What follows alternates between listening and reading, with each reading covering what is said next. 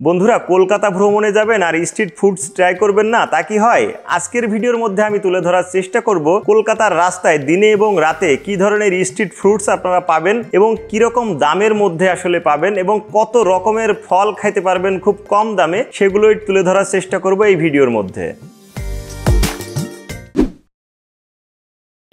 আমার হাতে দেখতে পাচ্ছেন এখানে এক বাটি ফ্রুটস রয়েছে। এখানে 3 আইটেম রয়েছে, একটা হচ্ছে কলা, তরমুজ আর বিটরুট।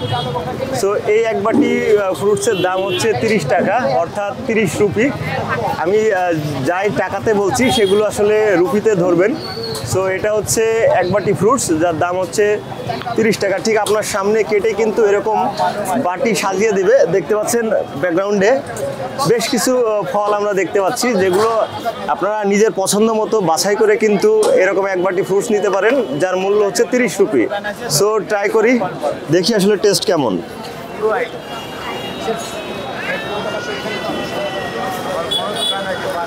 সো আগে বিটরুট ট্রাই করছি।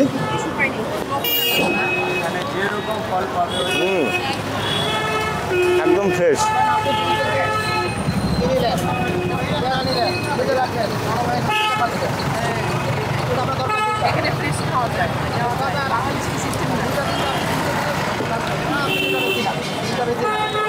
সো মজার বিষয় হচ্ছে আপনারা যে কোনো আইটেম কিন্তু অল্প হলেও ট্রাই করতে পারছেন, যেটা আসলে আপনার পুরো একটা কলা অর্থাৎ পুরো একটা তরমুজ কিংবা পুরো একটা পেঁপে বা যে কোনো আইটেম ফুল কেনার কোনো প্রয়োজন পড়ছে না। আপনার পছন্দ মতো আপনারা কিন্তু খেতে পারবেন সাশ্রয়ী মূল্যের মধ্যে। তো কলকাতায় কিন্তু বিশেষ করে Marquis street, Zakaria street, Colin street, এই জায়গার মোড়ে মোড়ে কিন্তু এই ধরনের ফ্রুটস আইটেমগুলো আপনারা পাবেন বাটি আকারে।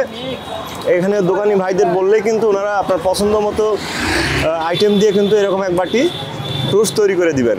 এই এক বাটি দেখুন বেশ অনেকগুলোই টুকরা রয়েছে পেঁপের। এটার প্রাইস হচ্ছে 30 টাকা।